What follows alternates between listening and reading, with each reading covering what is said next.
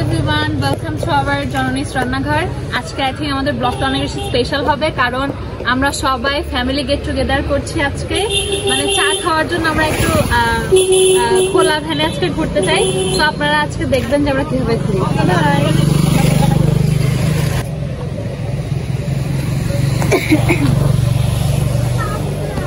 এই ভ্যান কই?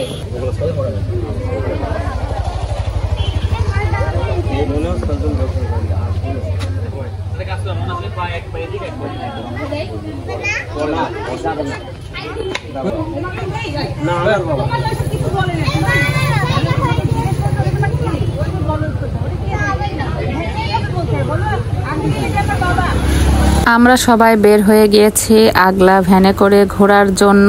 আর আপনারা হয়তো সবাই জানেন যে আগলা ভ্যানে ঘোরার মজাই আলাদা। তো আমরা বাড়ি গেলে যদি হাতে সময় পাই তাহলে সবাই মিলে ঘুরতে বের হই। তো আজকেও সেই ঘুরতে বের হলাম একসাথে সবাই মিলে। আর আমাদের এলাকায় একটি চায়ের দোকান আছে, মানে এক কথায় যাকে বলা হয় যে গ্রাম্য চায়ের দোকান। তো ওখানে আমরা সবাই মিলে গিয়েছিলাম, আর ওই দোকানটার নাম হচ্ছে ভোলার মায়ের চায়ের দোকান। তো ওখানে গিয়ে আমরা চা খাবো সবাই মিলে। আর এটা আমাদের গ্রাম, এটা আমাদের ঈদগাহ মাঠ। ভাষা হারিয়ে ফেলেছি। দুলাভাই কিছু বলতে চাও? আপনি? হ্যাঁ, অবশ্যই বলতে চাই যে আমরা আসলে বিগত 1 বছর পরে আমরা আবার এই দিনটি ফিরে পেলাম, কারণ আপনি গত 1 বছর আগে আসছিলেন, তখন আমরা ঘুরছিলাম। এই জন্য আমরা অনেকে সবাই খুশি।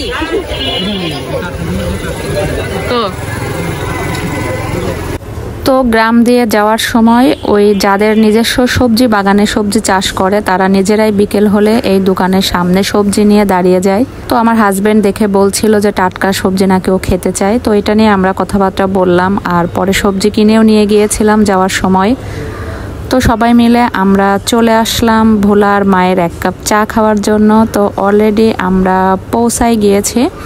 তো গ্রামটা দেখুন, আমাদের এটা গ্রামটা কতটা সুন্দর এবং সবুজ প্রকৃতি।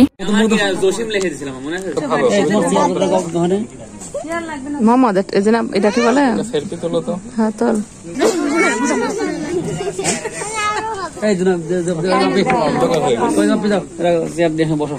সবাই মিলে আমরা ভোলার মায়ের চা খেতে বসে গিয়েছি। ওখানে অনেক গল্পগুজব হচ্ছিল, আর যেহেতু আমাদের নিজস্ব গ্রাম তো আরো মজা লাগছিল বসে খেতে চাটা।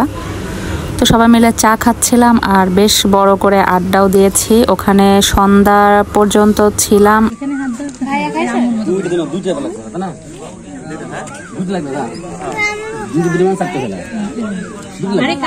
আমার খাবেন?